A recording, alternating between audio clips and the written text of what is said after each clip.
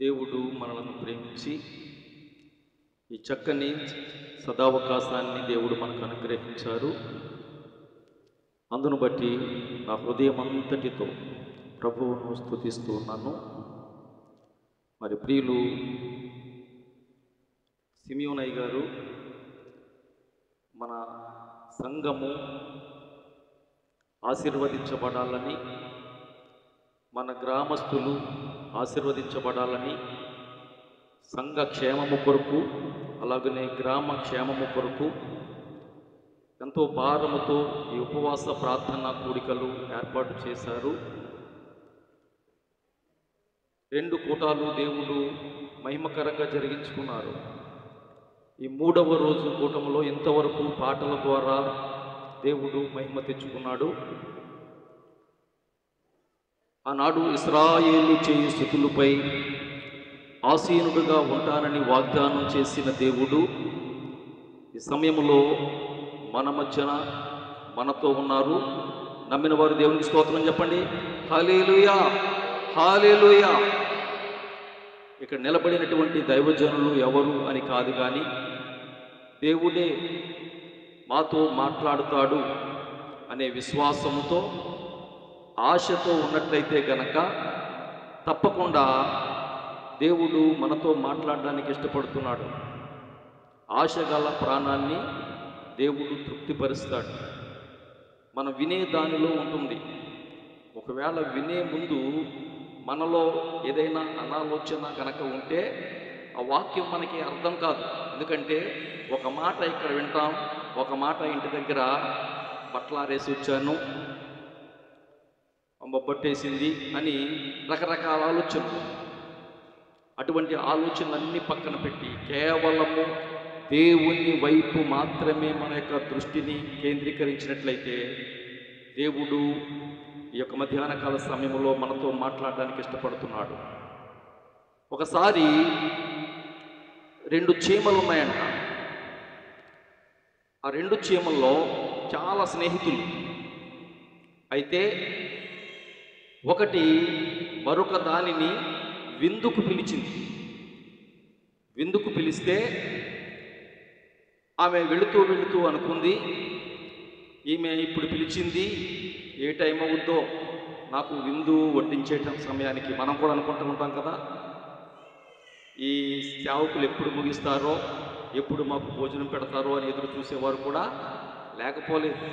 అదేవిధంగా అది ఏ టయానికి పెడుతుందో, ఎందుకైనా మంచిదిలే నోట్లో అన్నాక ఏదైనా వేసుకుందామని అటు ఇటు చూసింది. అది ఒక వ్యాన్లో ఎక్కి వెళ్తుంది. ఆ వ్యాన్లో అటు ఇటు చూస్తే ఏమి దొరక్క ఇంత ఉప్పు కన్ను ఉంటే నోట్లో పెట్టుకుందాం. నోట్లో పెట్టుకుని వెళ్ళిపోయింది. వెళ్ళిపోయిన తర్వాత చేరవలసినటువంటి గమ్యానికి చేరింది. అక్కడ మరి ఆ స్నేహితురాలు చక్కగా అన్నీ సిద్ధపరిచి విందును వడ్డించింది. చీమలకు ఇష్టమైనది ఏంటండి? స్వీటు, అంతే కదండి. వాటికి ఇష్టమైనది పంచదార.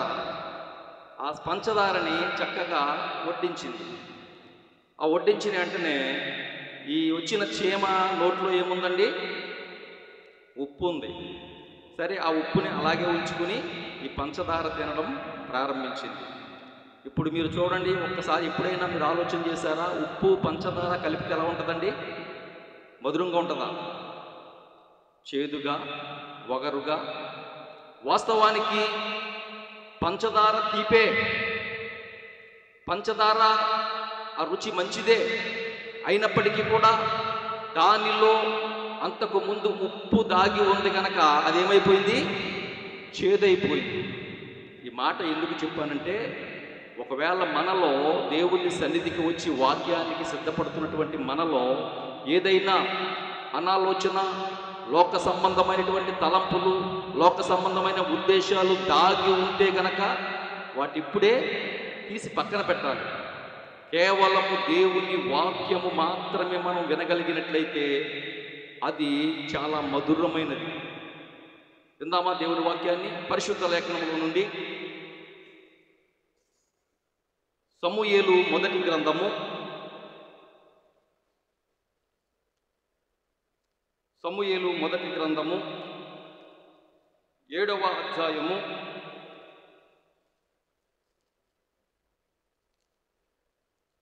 12వ వచనాన్ని మన ధ్యానాంశముగా చదువుకుందాం. చదవమ్మా. అప్పుడు సమూయేలు ఒక రాయి తీసి మిస్పాకును షేతుకును మధ్య దానిని నిలిపి, ఇంతవరకు యెహోవా మనకు సహాయము చేసేనని చెప్పి దానికి ఎబెనెజరు అను పేరు పెట్టెను. చివరి మాట నాతో కలిసి ఒక్కసారి అందరూ చెప్పండి అమ్మా. ఇంతవరకు యెహోవా మనకు సహాయము చేసేనని చెప్పి దానికి ఎబెనెజరు అను పేరు పెట్టెను. దేవుడు తన పరిశుద్ధ వాక్యమును మనందరి వినికిడిలో దీవించునుగాక. ఆమేన్. చిన్న ప్రార్థన చేసుకుందాం. పరిశుద్ధుడైన మా తండ్రి, ప్రేమ కలిగిన ప్రభువా, మీకు వందనాలు, స్తుతులు, స్తోత్రములు చెల్లిస్తున్నాం.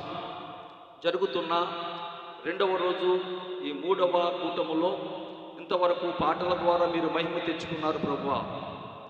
ఈ సమయంలో నీ వాక్యాన్ని వినడానికి సిద్ధపడి ఉన్నాం. చేరువచ్చిన బిడ్డలందరినీ మీరు జ్ఞాపకం చేసుకోండి. ప్రతి ఒక్కరి హృదయాంతరంగాలు ఎరిగిన దేవుడు ఉన్నాయన. ఎవరు ఏ అవసరతలతో వచ్చారో, ఎవరు ఏ ఇబ్బందులతో వచ్చారో, ఎవరు ఏ సమస్యలతో వచ్చారో సమస్తము నీకు తెలుసు గనక నాయన, ప్రతి ఒక్కరితో ఈ దినము మీరు మాట్లాడండి ప్రభువా. దేవా, ఇదిగో నాయన, వాక్యాన్ని విధించినప్పుడు అపవాది అనేక విధాలుగా ఎత్తుకొని పోవటానికి ప్రయత్నం చేస్తాడు నాయన. అపవాదిని, వాడి క్రియలను మీ శక్తి కలిగిన నామములో లయపరచండి నాయన. ఈ పరిశుద్ధాత్మ సహాయం ద్వారా మా అందరితో మాట్లాడండి. వాక్యము వినుతున్నప్పుడు ప్రవ్వా, తెరవబడినటువంటి హృదయాలు, ఆనాడు లూదియా హృదయము ఆయన తెరవబడింది కనుక ఆమె రక్షించబడ్డది, ఆమె కుటుంబాన్ని రక్షించుకున్నది నాయన. ప్రతి ఒక్కరికి తెరవబడిన హృదయాలు దయచేయమని ఈ పరిశుద్ధాత్మ సహాయం ద్వారా మా అందరితో మాట్లాడమని యేసు నామములో అడిగి వేడుకొనుచున్నాము తండ్రి. ఆమేన్. ప్రభునందు ప్రియమైన దేవుని బిడ్డలారా, చదవబడినటువంటి వాక్య భాగమును మనము జాగ్రత్తగా పరిశీలన చేసినప్పుడు ఇక్కడ సమూయేలు గారు ఒక రాయిని తీసి దానిని మిస్పాకును షేనుకును మధ్యలో దాన్ని నిలిపాడు. ఇంతవరకు యెహోవా మనకు సహాయము చేసినని చెప్పి దానికి ఎబెనెజరు అను పేరు పెట్టాడు. అంటే రాయిని ఆరాధించడానికి పెట్టాడండి? కాదు. అప్పట్లో జ్ఞాపకార్థ చిహ్నాలు, అంటే దేవుడు చేసినటువంటి కార్యాలకు గుర్తుగా జ్ఞాపకార్థ చిహ్నాలుగా రాళ్లను నిలిపి వాటికి పేర్లు పెట్టేవారు. వారి పిల్లలు, పిల్లల పిల్లలు తరువాత ఏమిటి అని అడిగితే ఇది ఫలాని దానికి గుర్తు. ఒకనాడు యాకోబు ఒక తలగడగా చేసుకుని పండుకున్నప్పుడు అక్కడ ఒక కలని కంటాడు. ఆ రాయిని అక్కడ నిలబెట్టడం మనం చూస్తాం. బేతేలు అనే మరొక చోట బేతేలులో ఒక రాయిని నిలబెట్టడం చూస్తాం. ఆనాడు యాజకులు దేవుని మందసాన్ని యోర్దాను నది దాటి మోసుకొని వస్తున్నప్పుడు, ఆరిన నేల నడిచినప్పుడు వారు మొదటిగా కాలు నిలిపిన స్థలాన్న అక్కడ గోత్రానికి ఒక్కొక్కటి చొప్పున 12 గోత్రాలకి 12 రాళ్ళు నిలబెట్టడం మనం చూస్తాం ప్రియులారా.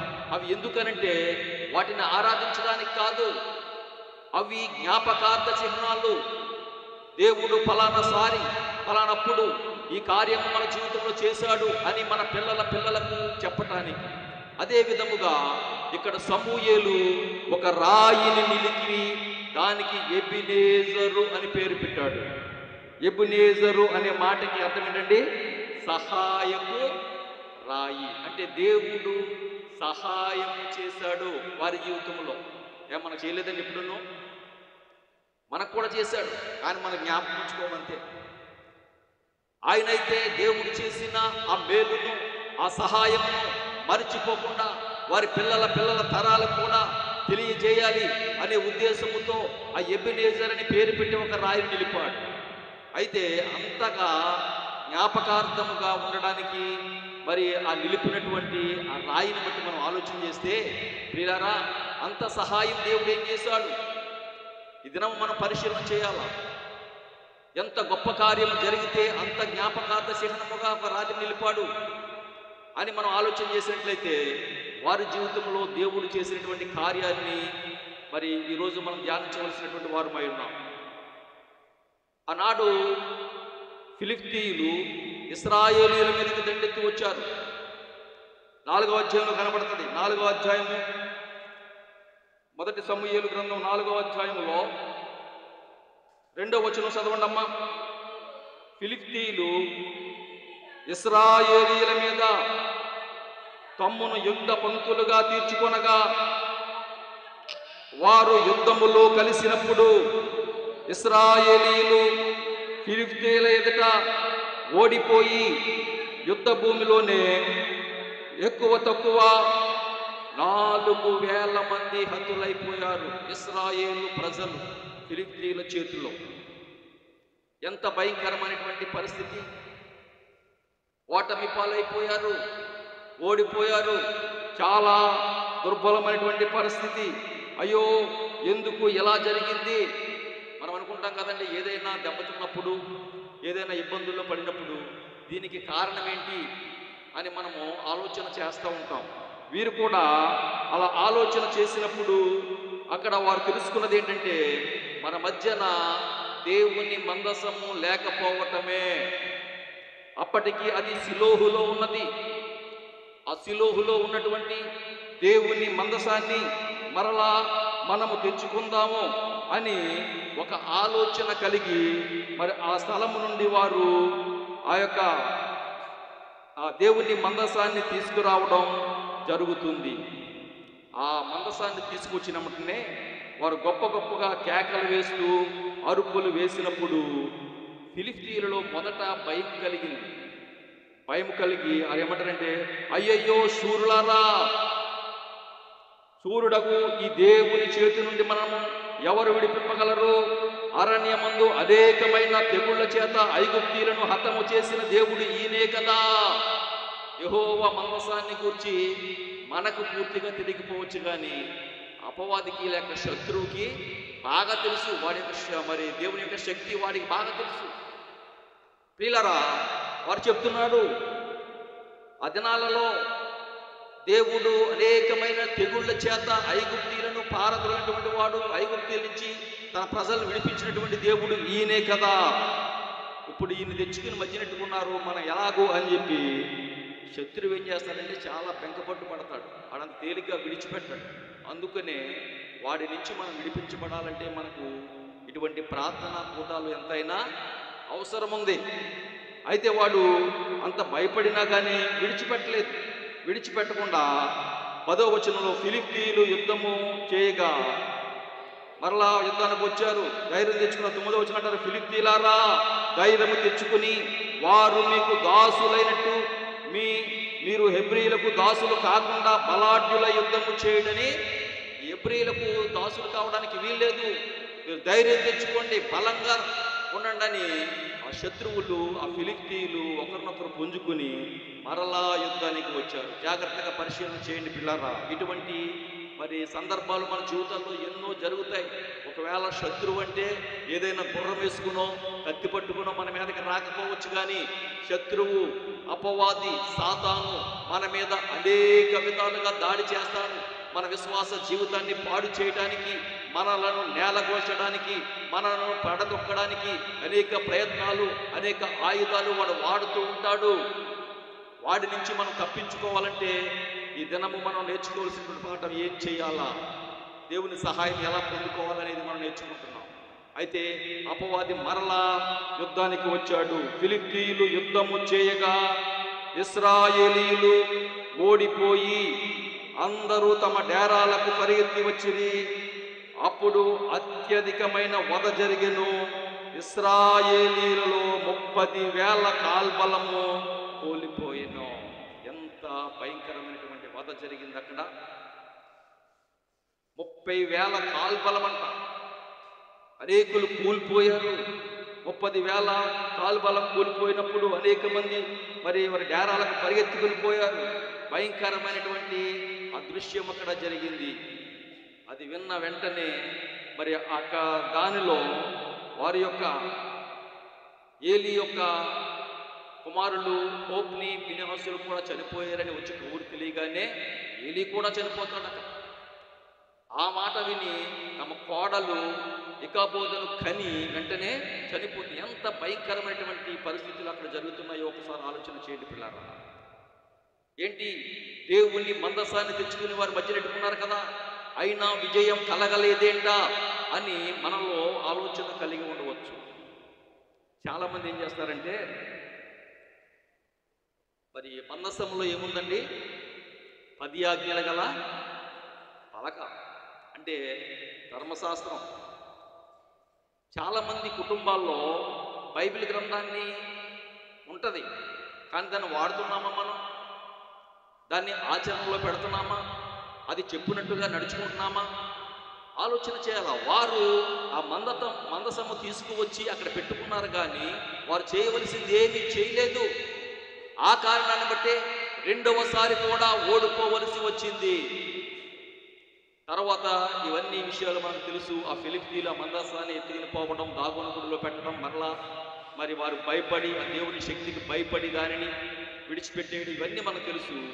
తర్వాత ఆ దేవుని మందసాన్ని మరలా వారి యొద్దకు చేరిన తర్వాత జరిగినటువంటి సంఘటన ఈరోజు మనం చదువుకుందాం. అయితే ఇంత భయంకరంగా, ఇంత దారుణంగా ఓడిపోయినటువంటి వారు ఎలాగూ గెలవగలిగారు చూద్దామా. 6వ వచనంలో వారి యొక్క 7వ అధ్యాయంలో 10వ వచనంలో వారి యొక్క గెలుపు కనబడుతుంది. సమూయేలు దహన బలి అర్పించుచుండగా ఫిలిష్తీయులు యుద్ధము చేయుటకై ఇశ్రాయేలీల మీదకి వచ్చి మరలా వచ్చారు 3వసారి. అయితే యెహోవా ఆ దినమున ఫిలిష్తీయుల మీద మెండుగా ఉరుములు ఉరిమించి వారిని తారుమారు చేయగా వారు ఇశ్రాయేలీయుల చేత ఓడిపోయిరి. 3వసారి మరలా ఫిలిష్తీయులు యుద్ధానికి వచ్చారు.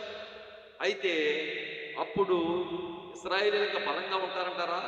కొంతమంది అంతకుముందే 4,000 మంది పైగా ఒకసారి కూలిపోయారు. 30,000 కాల్బలం ఒకసారి కూలిపోయారు. అంతమంది కూలిపోయి వారి చేతిలో ఓడిపోయిన తర్వాత ఇంకా బలంగా స్ట్రాంగ్గా ఉంటారంటారా? పరిస్థితి కానే కాదు.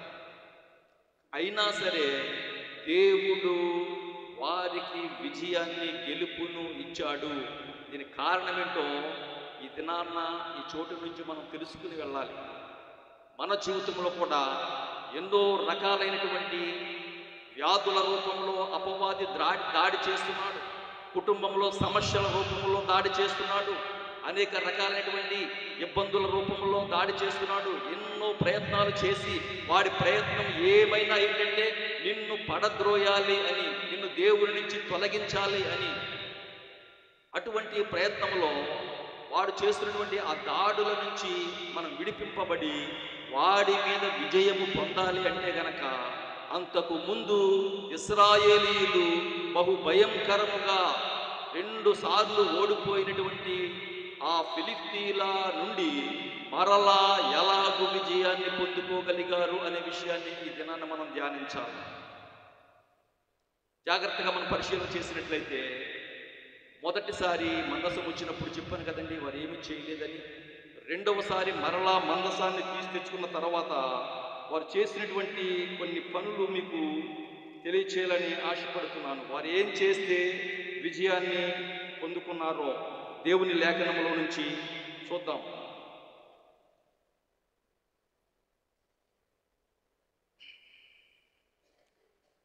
ఏడవ అధ్యాయము 2వ వచనం చూడండి ఒకసారి. మందసము కిర్యత్యారీములో నుండిన కాలము 20 సంవత్సరములాయను. ఇశ్రాయేలీయులందరూ యెహోవాను అనుసరింప దుఃఖించుచుండగా 2వ పట్టు వచ్చినప్పుడు ఆ కిర్యత్యారీములో 20 సంవత్సరాలు దేవుని మందసం ఉన్నది. ఆ 20 సంవత్సరాల కాలంలో వారు ఏం చేశారంటే, ఇశ్రాయేలీయులు యెహోవాను అనుసరింప దుఃఖిస్తూ ఉన్నారు. ఇంతకు ముందు వారు ఎవరెవరినో అనుసరించి ఉండవచ్చు. ఎవరెవరి వైపు తిరిగి ఉండవచ్చు, ఎవరి వెంటో పడి ఉండవచ్చు, ఎవరి యొక్కకు పరుగులెత్తి ఉండవచ్చు. మనం కూడా చాలాసార్లు అక్కడ ఏదైనా జరుగుతుందంటే మన సంఘం లేదు, సంఘ ప్రార్థన లేదు. దేవుడు సంఘముగా ప్రార్థన చేస్తే గొప్ప కార్యాలు చేస్తాడు. పేతురు చెరసాలలో ఉన్నప్పుడు సంఘమంతా కలిసి ప్రార్థన చేసినప్పుడు గొప్ప విడుదలనిచ్చాడు. అటువంటి దేవుడిని మనం కలిగి ఉన్నామని మర్చిపోయి ఫలానా చోట ఏదైనా జరుగుతుందంటే సంఘాన్ని విడిచిపెట్టి వెళ్ళిపోయేవారు ఎంతమంది లేరండి? జాగ్రత్తగా ఆలోచన చేయండి. అంటే ఎవరెవరినో ఫలానా చోట ఫలానా జరుగుతుందంటే వారిని అనుసరించడం. కొంతమంది సినిమా యాక్టర్లను అనుసరిస్తారు, కొంతమంది రాజకీయ నాయకులను అనుసరిస్తారు. రకరకాలుగా ఈ లోకమును అనుసరించి, లోక ఆచారాలను అనుసరించి ఎంతోమంది వారి జీవితాలను పాడు చేసుకున్నటువంటి వారు లేరు. అంతకుముందు ఇశ్రాయేలీయులు కూడా అలాగే ఉన్నారు. అయితే మరలా రెండవసారి ఆ మందసాన్ని తీసుకొని వచ్చినప్పుడు 20 సంవత్సరాలు ఆ కిర్యత్యరీములో ఆ దేవుని మందసం ఉన్నప్పుడు వారు ఏం చేశారంటే యెహోవాను అనుసరించి దుఃఖిస్తూ ఉన్నారు. వారు చేసిన మొదటి పని అది. అంతకుముందు లోకాన్ని అనుసరించారు, ఎవరెవరినో అనుసరించారు, ఎవరి దగ్గరకు వెళ్ళి సలహాలు అడిగారు. కానీ ఇప్పుడు దేవునిని అనుసరించే అనుభవం కలిగి ఉన్నారు. మనము మన సమస్యలు, మన బాధలు, మన మీద అపవాది చేస్తున్నటువంటి దాడి నుంచి విజయమును మనం పొందుకోవాలంటే మొదట మనం నేర్చుకోవలసింది లోకమును అనుసరించడం కాదు, దేవునిని అనుసరించే వారముగా, దేవుడు చెప్పినట్లు చేసేవారముగా. ఇందాక అదే చెప్పాను కదండి, బైబిల్ మన గ్రంథం మన ఇంట్లో ఉంటుంది, ఉపయోగమేముంది? దాన్ని చదవం, దానిలో ఉన్నటువంటి అమూల్యమైనటువంటి ఆశీర్వాదాలు మనం పొందుకోవాలంటే దానిని ధ్యానించాలి, దాన్ని అనుసరణలో పెట్టాలి. అప్పుడే దానిలో ఉన్న ప్రతి ఆశీర్వాదం మనకి కలుగుతుంది. అంతకుముందు వారి దగ్గర, ఇశ్రాయేలీయుల దగ్గర దేవుని మందసము ఉన్నది కానీ వారు దాన్ని అనుసరించలేదు. ఇప్పుడు వారు ప్రారంభించారు యెహోవాను అనుసరింప దుఃఖించుచుండగా. రెండవ మాట చూద్దాం, 4వ వచనంలో చూడండి వారు చేసినటువంటి పని. అంతటా ఇశ్రాయేలీయులు బయలు దేవతలను, అస్తోరోతు దేవతలను తీసివేసి యెహోవాను మాత్రమే సేవించిరే. ప్రియులారా, అంతకుముందు బైబిల్ చెప్తుంది కదండి, అంతకుముందు ఇవన్నీ వారిలో ఉన్నాయన్నమాట. అందుకని మరి వారి జీవితంలో విజయాన్ని పొందుకోలేకపోయారు. అందుకని వారి జీవితంలో మరి అపవాదిని లేక శత్రువుని ఓడించలేకపోయారు. ఇప్పుడు వారు చేసినటువంటి పని ఏంటంటే వారిలో ఉన్నటువంటి సమస్తమును కూడా తీసివేసుకొని, ఒకవేళ మనలో ఎలాంటి విగ్రహాలు లేకపోవచ్చు కానీ చాలామంది జీవితంలో కొన్ని విగ్రహాలు ఉంటాయి. దేవుని కంటే ఎక్కువగా నువ్వు దేన్ని ప్రేమిస్తావో అదే నీ జీవితంలో ఒక విగ్రహమై ఉన్నది. ఈ మధ్యాహ్న కాల సమయంలో దేవుడు నీతో మాట్లాడుతున్నాడు. నీ జీవితంలో గొప్ప కార్యాలు జరగాలంటే, అపవాదిని నువ్వు జయించాలంటే, అపవాది మీద విజయాన్ని సాధించాలి అంటే గనక నీలో ఉన్నటువంటి ఆ విగ్రహాలను తీసివేసుకునేవారుగా ఉండాలని దేవుని వాక్యం బహు స్పష్టంగా సెలవిస్తుంది. యెహోవాను సేవించడం, అనుసరించడం వారు ప్రారంభించారు. అంత మాత్రమే కాకుండా వారిలో ఉన్న సమస్తమైనటువంటి ఆ విగ్రహాలను, అస్తోరతు దేవతలను తీసివేసుకుని యెహోవాను మాత్రమే. చాలామంది దేవుని కంటే ఎక్కువగా ప్రేమించే కొన్ని ఉంటాయి. ఒక సంఘంలోనంట ఒక సేవకుడు వెళ్ళి వాక్యం చెప్పడానికి 3 రోజులు ప్రార్థన కూడికలు పెడితే, మన ఊర్లో అటువంటి కాదులేండి. అయితే వారు అన్నారంట, అయ్యారు మాకు 7 గంటలకి ప్రార్థన పెడితే ఎవ్వరు రారు అని చెప్పారంట. ఏంటండి 7 గంటలకు పెడితే ఎవరు రాకపోవడం ఏంటి? ఎక్కడ చూసినా 7 గంటలకి కదా ప్రారంభిస్తారు, 7 గంటలకు పెడితే రాకపోవడం ఏంటంటే, అయ్యగారు చెప్పిన మాట ఏంటంటే 7 గంటలకే ఒక సీరియల్, అప్పట్లో ఏదో సీరియల్ వచ్చేది, ఆ సీరియల్ వస్తుందండి, అది చూసిన తర్వాత జనం వస్తారు. అందుకని మనము ఆలస్యంగా ప్రారంభించాలి. పిల్లలు మీకు అర్థమవుతుందా? అంటే ఆ సీరియల్ అయిపోయిన తర్వాత దేవుని సన్నిధికి వెళదాం. దేనికి ప్రాధాన్యతనిచ్చారు? దేవుని కంటే ఎక్కువగా నువ్వు దేన్ని ప్రేమిస్తున్నావు? దేవుని కంటే ఎక్కువగా నువ్వు దేనికి చోటునిస్తున్నావు? అదే నీ జీవితములో ఒక విగ్రహమై ఉన్నది. అటువంటి దానిని తీసివేసుకుంటేనే కానీ నీ జీవితంలో విజయాన్ని పొందుకోలేవని వాక్యాన్ని బట్టి మీకు తెలియజేస్తున్నాను. ప్రియులారా, ఆనాడు ఇశ్రాయేలీయులు వారు 2 సార్లు అపజయము పాలైన తర్వాత వారు చేసిన పని ఏంటంటే యెహోవాను మాత్రమే అనుసరించడం ప్రారంభించారు. రెండవదిగా మరి వారిలో ఉన్నటువంటి సమస్తమైన విగ్రహాలని దేవతలు తీసి పారవేసుకుని దేవునిని మాత్రమే సేవించేవారుగా ఉన్నారు. మూడవది 7వ అధ్యాయం 6వ వచనం చదవండి. వారు మిస్పాలో కూడుకొని నీళ్లు చేది ఉపవాసం ఉన్నారు. వారు నీళ్లు కుమ్మరించినట్లుగా ఉపవాసం. దేవుని సేవకులు ఇంత ప్రయాసతో ఇంత ఖర్చు పెట్టి ఈ విధంగా ఉపవాస కూడికలు పెట్టడానికి గల కారణం ఏంటో తెలుసండి?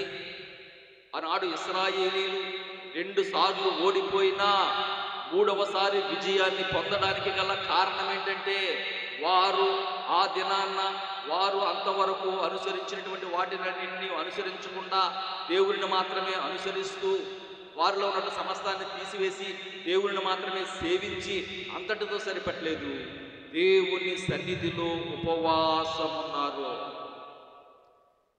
ఉపవాసం ఉండి మరొక కార్యం చేశారు చూడండి. తర్వాత ఉపవాసం ఉన్న తర్వాత మరి పాపములను ఒప్పుకొనిది. మనం ఉపవాసం ఉంటున్నామని చెప్పుకుంటున్నాం, కానీ మన జీవితాన్ని సరి చేసుకున్నామా? అసలు ఉపవాసం అంటే దేవునికి దగ్గర కావటమే. అంటే సమస్తాన్ని ఉపేక్షించుకోవాలా. ముందు విన్నాం కదా మాటలో, మనలో ఉన్నవన్నీ తీసివేసుకోవాలి, సమస్తాన్ని ఉపేక్షించుకోవాలి. దేవునికి దగ్గరగా ఉండడమే నిజమైనటువంటి ఉపవాసం. దేవుని దగ్గర ఉన్నప్పుడు మనలో ఏదైనా కల్మషము, మనలో ఏదైనా పాపము దాగి ఉంటే కుదురుతుందండి? కుదరదు. అందుకనే వారు నిజముగా ఉపవాసం ఉన్నారు గనక వెంటనే వారి యొక్క పాపములను ఒప్పుకున్నటువంటి వారుగా కనబడుతున్నారు. ప్రభునందు ప్రియమైనటువంటి దేవుని బిడ్డలారా, ఈ 3 దినాలు చక్కని సదావకాశాన్ని దేవుడు మనకు అనుగ్రహించారు. ఈ 3 దినాల యొక్క ముఖ్య ఉద్దేశం ఏంటంటే నేను శత్రువుపై విజయాన్ని పొందాలని, శత్రువు మీద విజయాన్ని సాధించాలని. మనము ఇంతవరకు జీవితంలో ఓడిపోయి అనేక బాధలకు గురై, అనేక సమస్యలకు గురై, వేదనతో కన్నీటితో బాధపడుతున్నామేమో. నీకు విజయాన్ని ఇవ్వాలనే ఉద్దేశంతోనే ఈ 3 దినాల ఉపవాస ప్రార్థన కూడికలు ఏర్పాటు చేశారు. అయితే ఈ 3 దినాలలో మనకు విజయం కలగాలంటే మనము యెహోవాను మాత్రమే అనుసరించువారుగా ఉండాలి. లోకములో ఎవరిని అనుసరించకూడదు, లోక పద్ధతులు అస్సలు అనుసరించకూడదు. మనకు బాగా అలవాటైపోయింది. లోకంలో ఉన్న పద్ధతులనే అనుసరిస్తూ ఉంటాం, మనం ఆచారాలనే అనుసరిస్తూ ఉంటాం. వాటిని అనుసరించకూడదు. యెహోవాను మాత్రమే, దేవుని మాటలను మాత్రమే, బైబిల్ చెప్పే మాటలను మాత్రమే అనుసరించేవారుగా ఉండాలి. తర్వాత మనలో ఉన్నటువంటి ప్రతి విధమైనటువంటి విగ్రహాలను తీసివేసుకుని దేవునిని మాత్రమే సేవించేవారుగా ఉండాలి. బైబిల్ గ్రంథంలో అలా సేవించిన వారు ఎంతోమంది గొప్ప ఒక ఉన్నతమైన స్థితిని పొందుకున్నారు. గొప్ప స్థితిని పొందుకున్నారు. అంత మాత్రమే కాదు, ఈ 3 దినాలలో ఉపవాసం ఉండి మనలను మనము సరి చేసుకుని మనలో ఉన్నటువంటి ప్రతి విధమైనటువంటి అపరాధాలను దేవుని సన్నిధిలో ఒప్పుకొని, మన పాపములను ఒప్పుకొని విడిచిపెట్టువారుగా. అతిక్రమములు దాచిపెట్టువాడు వర్ధిల్లడు. ఒకవేళ దాచిపెట్టుకుని ఈ స్థలాన్ని నుంచి వెళితే గనక నువ్వు వర్ధిల్లవు, విజయం పొందవు, మరలానికి ఓటమే. కానీ విజయం పొందాలని దేవుడు ఆశిస్తున్నాడు కనుక ఈ మాటలు తెలియజేస్తున్నాడు. మనం ఒప్పుకొని విడిచిపెట్టి వెళితే గనక గొప్ప విజయం. నువ్వు దేనిలో విఫలమైపోయి దేనిలో బాధపడుతున్నావో, నీ కన్నీరు కార్చడానికి కారణం ఏంటో దాని నుంచి నిన్ను విడిపించి, నిన్ను గెలిపించి గొప్ప విజయాన్ని ఇవ్వడానికి దేవుడు ఇష్టపడుతున్నాడు. ప్రభునందు ప్రియమైనటువంటి దేవుని బిడ్డలారా, ఆ విధముగా మన జీవితాలను మనము కాపాడుకునేవారుగా ఉండాలి. మరి దేవుడు ఆ విధముగా ప్రార్థన చేసినప్పుడు చేసినటువంటి కార్యాన్ని చూద్దాం. తర్వాత 10వ వచనం చదవండమ్మా. సమూయేలు దహన బలి అర్పించుచుండగా ఫిలిష్తీయులు యుద్ధము చేయుటకై వచ్చిరి. అయితే యెహోవా ఫిలిష్తీయుల మీద మెండుగా ఉరుములు ఉరిమించి వారిని తారుమారు చేయగా వారు ఇశ్రాయేలీల చేత ఓడిపోయిరి. ఇంటికి వెళ్ళిన తర్వాత 7వ అధ్యాయం మొదటి నుంచి ఇక్కడ వరకు చదువుకుంటే మీకు అర్థమవుతాయి అన్నీ కూడా. ఒక క్రమమైన పద్ధతిలో దేవుడు ఆ ఇశ్రాయేలీలు ఏమి చేసిన తర్వాత వారికి విజయాన్ని ఇచ్చారో బహుసూటిగా కనబడుతుంది పిల్లారా. వారికి విజయాన్ని ఇవ్వడానికంట తారుమారు చేశాడు దేవుడు. తారుమారు అంటే ఉన్నది లేనట్టు, లేనిది ఉన్నట్టు చేయగలిగినటువంటి దేవుడు మన దేవుడు. గొప్ప శక్తివంతుడు మన దేవుడు, గొప్ప శక్తివంతుడు. దేవుని మీద ఆధారపడితే కనుక, ఆయన సన్నిధిలో ప్రార్థన చేసే అనుభవం కలిగి ఉంటే కనుక, ఆయన యందు భయభక్తులు కలిగి ఉంటే కనుక ఎటువంటి వాటి నుంచి అయినా విడిపించగలిగినటువంటి సమర్థుడు. గొలియాతు విషయం మనకు తెలుసు. గొలియాతు అంటుంటాడండి 6 మూల జానడెత్తు. మరి దావీదంతా చిన్నవాడు, బాలుడు అని రాయబడి చిన్నవాడు. అంటే గొలియాతుని మరి దావీదు చూడాలంటే తలకాయ పైకి చూడాలి. అంత అజానుబాబు. అంత మాత్రమే కాదు, దావీదు యుద్ధములో నైపుణ్యత కలిగినటువంటి వాడు కాదు, ఆరితేరిన వాడు కాదు. ఆ పనిముట్లు పట్టుకోవడమే, ఆ వస్త్రాలు ధరించుకోవడమే రాదు. అటువంటి స్థితిలో ఇద్దరికి పోరాటం వస్తే ఎవరు గెలవాలని అసలు వాస్తవానికి గొలియాతే గెలవాలి. కానీ దేవుని మీద ఆధారపడిన వాడు గనక, దేవుని యందు భయభక్తులు కలిగిన వాడు గనక, దేవుణ్ణి కలిగి ఉన్నాడు గనుక దేవుడు తారుమారు చేసి దావీదుని గెలిపించాడు. తన కత్తితోనే తనను పొడిచేటట్లుగా దేవుడు చేశాడు. ఎంత గొప్ప ఆశ్చర్య కార్యాలు చేసే దేవుడు మన దేవుడు. నీ జీవితంలో ఒకవేళ నీ మీదకి వస్తున్నటువంటి ఆ శోధన, ఆ బాధ, ఆ వ్యాధి, ఆ సమస్యను చూసి నువ్వు భయపడుతున్నావేమో, అయ్యో దీనిని ఎలా జయించగలను అని వేదన పడుతున్నావేమో, ఏం పర్వాలేదు. నీవు దేవుని సన్నిధిలో ఈ ఇశ్రాయేలు చేసినట్లుగా, ఇశ్రాయేలీలు ఏ విధముగా దేవుడిని అనుసరించారో, ఏ విధముగా ఆయననే సేవించారో, ఏ విధముగా ఆయన సన్నిధిలో మరి ఉపవాసం ఉండి పాపములు ఒప్పుకున్నారో, ఇవన్నీ మనం చేయగలిగితే గనక నీ మీద దాడి చేసినటువంటి శత్రువు ఎంత గట్టివాడు అయినప్పటికీ కూడా వాడి మీద విజయాన్ని దేవుడు అనుగ్రహిస్తాడు. షడ్రకు, మేషకు, అబేద్నెగోల సంగతి మనకు తెలుసు. వారు అగ్నిలో పడవేయబడ్డారు. దేని కొరకండి? తప్పు చేశారా? తప్పు చేయలేదు. ఒక విగ్రహాన్ని నిలబెట్టి ఆ బంగారు ప్రతిమకు ఎవరు మొక్కరో వారిని మండుచున్న అగ్నిగుండంలో పడవేయబడతారని చెప్పినప్పుడు ఈ షడ్రకు, మేషకు, అబేద్నెగోలు పౌరుషము గలవారు. దానికి నమస్కరించనందువలన ఆ అగ్నిలో పడవేశారు. అక్కడ జరిగినటువంటి సందర్భం ఏంటంటే, మరి ఆ పడవేయబడినటువంటి వారు బాగానే ఉన్నారు, కానీ ఎవరైతే వారిని విసిరివేశారో వారు కాలిపోయారు. సరే, ఎలా తారుమారు చేశాడు దేవుడు? మన దేవుడు గొప్ప శక్తిమంతుడు, తారుమారు చేసే దేవుడు, ఉన్నది లేనట్టు చేసే దేవుడు, ఆశ్చర్య కార్యాలు జరిగించే దేవుడు. నీ జీవితంలో ఈ విధముగా తారుమారు చేసి శత్రువు పైన నీ విజయం పొందుకోవాలి అంటే గనక తప్పకుండా ఆనాడు ఇశ్రాయేలీలు 2 సార్లు ఓడిపోయిన తర్వాత ఏం చేశారో అదే పని నువ్వు చేయవలసిన వాడవేమో. దేవుడిని మాత్రమే అనుసరించేవారుగా ఉండాలి, ఆయనను మాత్రమే సేవించేవారుగా ఉండాలి.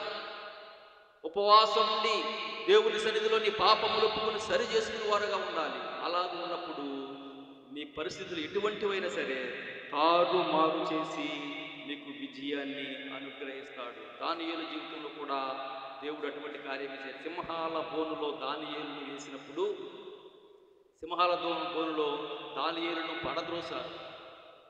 అది కూడా తప్పు చేసినందుకు కాదు, వారి మీద కుట్రతో, దానియేలు మీద కుట్రతో, అసూయతో. ఎందుకంటే అంతకంతకే ఎదిగిపోతున్నాడో. ఇప్పటికే ముగ్గురులో ప్రధానుడైపోయాడు. ఎలాగో నింద మోపాలి, తప్పు మోపాలని ఆలోచన చేశారు, కానీ ఏ లోపము కనబడనందున ఒక శాసనాన్ని పుట్టించారు. ఏంటంటే 30 దినముల వరకు రాజు దగ్గర తప్ప మరి ఏ దేవుని దగ్గర లేదా ఏ మానవుని దగ్గర ఎవ్వరి దగ్గర మాట్లాడడానికి వీలు లేదు. ఎందుకంటే మరి ఆ దానియేలులో ఉన్నటువంటి ఆ కసి, ఆ పట్టుదల వారికి తెలుసు. దేవునికి ప్రార్థన చేయకుండా ఒక్క పూట కూడా ఉండలేడని తెలుసు వారికి. అలా ఎవరైతే రాజు దగ్గర కాకుండా వేరే దేవుని దగ్గర అయినా లేకపోతే మానవుని యొక్క అయినా మనవి చేసుకుంటారో వారిని సింహాల బోనులో పడద్రోస్తారని ఒక శాసనాన్ని రాయించారు. రాజు మంచిదే కదండి, నాతోనే మాట్లాడమన్నాడు కదని రాజు శాసనాన్ని పుట్టించేశాడు. తర్వాత జరిగింది ఏంటంటే, దానియేలు ఇటువంటి శాసనం ఉన్నదని తెలిసి కూడా తాను యథాప్రకారముగా ప్రార్థన చేయటం మానలేదు. ఆ ప్రార్థన చేసినప్పుడు మరలా వచ్చి ఆ పట్టించి ఆ సింహాల బోనులో వేయించినప్పుడు, ఇలా జాగ్రత్తగా వినండి, ఆ సింహాల బోనులో సింహాల నోళ్లను దేవుడు ముయించాడు. మరలా నేను ముగిస్తున్నాను, సమయం అవుతుంది. ఎవరైతే ఆయన మీద నింద మోపారో, అంటే దేవుడు ఏ విధముగా తారుమారు చేస్తాడో మీకు జ్ఞాపకం చేస్తున్నాను. వాస్తవానికి పడవేసినటువంటి వారు చనిపోవాలి, వారిని దానియేలును పడవేశారు, దానియేలును తినేయాలి. కానీ దానియేలును తినకుండా సింహాల నోళ్లను దేవుడు మూసి ఎవరైతే నింద మోపారో వారినే మరలా సింహాల బోనులో వేసేటట్లుగా దేవుడు చేశాడు. ఎంత గొప్ప దేవుడు మన దేవుడు.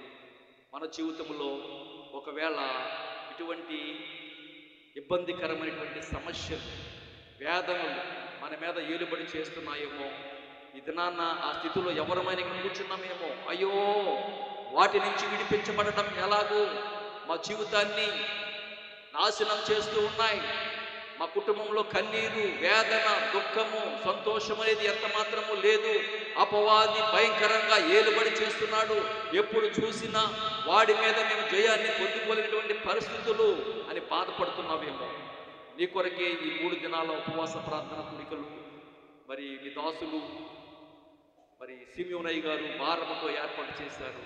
ఈ కూడికల్లో కనుక మనం ఒక తీర్మానం చేసుకుందాం. ఆనాడు భయంకరముగా 2 సార్లు ఓడిపోయినటువంటి ఆ ఇశ్రాయేలీయులు ఏమి చేస్తే వారు విజయాన్ని పొందుకున్నారు? ఒకసారి చెప్పండి అమ్మా, మీరు విన్నారు కదా, ఏం చేస్తే విజయాన్ని పొందుకున్నారు? మీకు అర్థమైందో లేదని అడుగుతున్నాను. యెహోవాను మాత్రమే అనుసరించేవారుగా ఉన్నారు మొదటిగా. రెండవది, వారిలో ఉన్నటువంటి సమస్తాన్ని తీసివేసుకుని దేవునిని మాత్రమే, యెహోవాను మాత్రమే సేవించేవారుగా ఉన్నారు. తర్వాత ఉపవాసం నుండి దేవుని సన్నిధిలో వారి పాపములను ఒప్పుకున్నటువంటి వారుగా ఉన్నారు. ఈ 4 పనులు కనుక మనము చేసినట్లయితే ఈ స్థలాన్ని నుంచి వెళ్ళే ముందే దేవుడు మనకి అపవాది పైన విజయాన్ని ఇస్తాడు. అందుకొరకే మరి దేవుడు ఈ ప్రత్యేకంగా ఈ కూడికలు ఏర్పాటు చేశారు. ప్రార్థన చేసుకుందామా? ప్రార్థనలో తీర్మానం చేసుకుందాం. అయ్యా, ఇంతవరకు అపవాది యొక్క శోధనలకు, ఇబ్బందులకు, వాడి పెడుతున్నటువంటి ఆ శ్రమలకు తట్టుకోలేటువంటి పరిస్థితి ప్రభువా, దిగజారిపోతున్నటువంటి పరిస్థితి, కూలిపోతున్నటువంటి పరిస్థితి, ఈ పరిస్థితి నుంచి విడిపించగలిగినటువంటి దేవుడవు నీవే నాయనా. వాడు నాకంటే శక్తివంతుడైనప్పటికీ కూడా నువ్వు తారుమారు చేసి నాకు విజయాన్ని ఇవ్వగలవు నాయన, నమ్ముతున్నాను ప్రభువా, ఒక్కసారి నన్ను జ్ఞాపకం చేసుకోండి అని ఎవరికి వారే దేవుని సన్నిధిలో మన యొక్క అవిధేయతలను సరి చేసుకుంటూ, ఇంతవరకు లోకంలో నువ్వు ఎవరెవరినో అనుసరించావేమో, ఏదైనా సమస్య వచ్చినప్పుడు ఎక్కడికో పరిగెత్తావేమో, దేవుని దాసులు చాలా భారం కలిగి మన క్షేమం కొరకు, గ్రామ క్షేమం కొరకు ఎంత ప్రయాసపడుతున్నారు. ఇక్కడే దేవుడు కార్యం చేస్తాడనే విశ్వాసంతో ప్రార్థన చేసుకుందాం. ప్రతి ఒక్కరు కూడా ప్రార్థన మనసులో ఉండండి.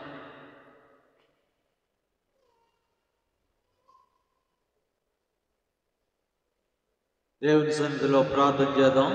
ప్రభువా, నిజమే నాయనా, నీ దాసులు నా ప్రభువా, నీ వాక్యం ద్వారా నాయన మాతో మాట్లాడుతున్నా ప్రభువా, అయ్యా నీ యొక్క వాక్యాన్ని మాకు నాయన అందిస్తున్నాయన అనేకమైనటువంటి మాటలు దేవా మాకు తెలియపరిచినందుకు వందనాలు నాయన. వందనాలు నాయనా అని దేవుని సన్నిధిలో ప్రార్థన చేద్దాం. విన్న వాక్యాన్ని బట్టి మనం ప్రార్థన చేసుకుందాం. ప్రభువా, అయా నీ సన్నిధిలో అయా ఉన్నది లేనట్లుగా, లేనిది ఉన్నట్లుగా చేయగలిగిన వాడు నాయన. దేవా నాయనా, అయా శత్రువు అయినటువంటి నాయన అయానతని గొలియాతును, అయానతని ప్రభువా నాయన అంతా అయా నాయన పర్వతం వలె ఉన్నప్పటికీ నాయన బాలుడైనటువంటి దేవానతని ప్రభువా నాయన దావీదు అయా నాయన మీరు జయము కలగజేసినందుకు అయ్యా నీకు స్తోత్రాలు నాయన. దేవా నీ సన్నిధిలో ప్రార్థన చేస్తున్నాం, మీరు సహాయం చేసి నడిపించండి. ఇంతవరకు యెహోవా మనకు సహాయం చేసినని చెప్పి దానికి ఎబినేజర్ అని పేరు పెట్టింది. దేవుని యొక్క వాక్యంలో సహాయపు రాయగా దేవుడు మనకు సహాయం చేసేవాడు. దేవుడు మన కుటుంబాల్లో కానీ, మన బిడ్డలకు కానీ, మన సంఘానికి కానీ, మన సేవల్లో కానీ అనేకమైనటువంటి విషయాల్లో ఆయన సహాయం చేసేవాడు. కనుక దేవుని సన్నిధిలో మనం ప్రార్థన చేద్దాం. పరిశుద్ధుడు అయిన తండ్రి, ప్రేమగలనైనా మీ ఘనమైన పాదాలకు స్తోత్రాలు వందనాలు తెలియజేస్తున్నాం నాయన.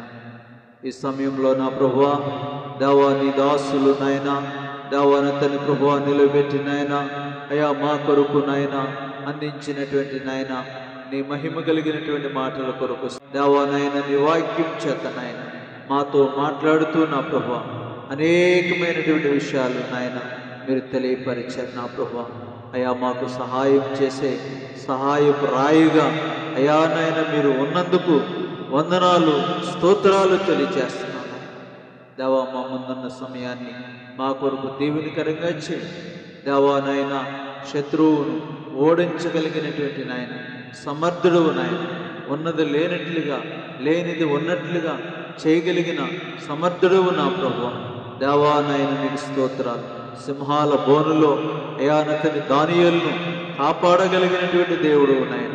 షడ్రక్ మేషకు అబేద్నెగోలను నాయన అగ్నిగోణంలో కూడా కాపాడగలిగినటువంటి దేవుడు నాయన. కనుక నాయన నీకు స్తోత్రాలు. మీరే సహాయం చేసి నడిపించి అయా మా ముందున్న సమయాన్ని అయా నాయన మా కొరకు దీవెనకరంగా చేసి నీ నామానికి మహిమ ఘనత ప్రభావాలు పొందుతారు. ప్రార్థనలకించి అంగీకరించమని ఈ సమయాన్ని మా కొరకు దీవించమని యేసు నామములో బ్రతిమాడి వేడుకొనుచున్నాము తండ్రి. ఆమేన్.